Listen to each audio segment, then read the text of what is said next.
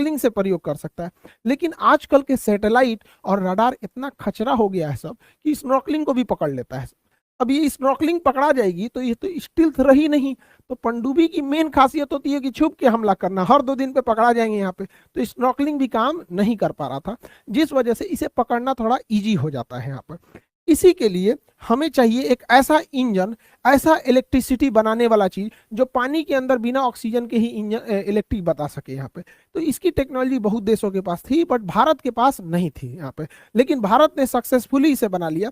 इस टेक्नोलॉजी का नाम है air independent propulsion system, AIP। Air independence propulsion system एक ऐसी मशीन होती है जो पनडुब्बी के अंदर लगा दिया जाता है और ये ऑक्सीजन और हाइड्रोजन का प्रयोग करके और इसके अंदर से ये इलेक्ट्रिसिटी बना लेती है। ये पनडुब्बी में काम कर रहे लोगों के बायोफ्यूल, उनके टॉयलेट, बायो टॉयलेट का भी प्रयोग कर लेती है यहाँ पे, और उससे ये इलेक्ट्रिसिटी बना लेती है।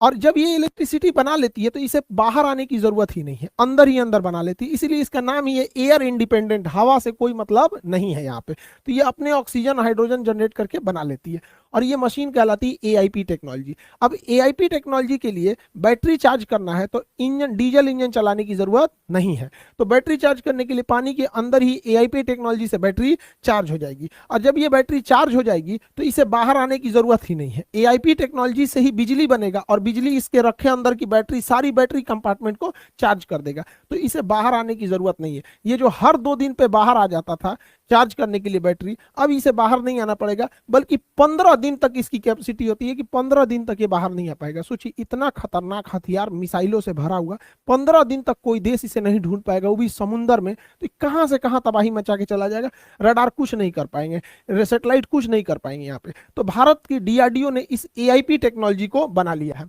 दुनिया में बहुत सारे देशों के पास AIP टेक्नोलॉजी है और AIP कई कैटेगरी का होता है। उसमें सबसे शांत ढंग से काम करने वाला, बिना वाइब्रेशन के, बिना शोर मचाए काम करने वाला जो AIP है, क्योंकि वाइब्रेशन करेगा ना तो सोनार में पकड़ में आ जाएगा, तो वो होता है फ्यूल सेल टाइप का।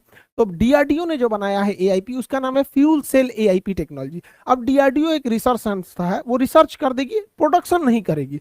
तो वो DRDO रिसर्च करके प्रोडक्शन यानी उत्पादन की जिम्मेदारी L&T को दे दी है। अब ये L&T इसका उत्पादन करेगी, भारी भरकम बिजली घर का, जिसका नाम AIP है, और इसे हम अपनी पनडुब्बियों में फिट करेंगे।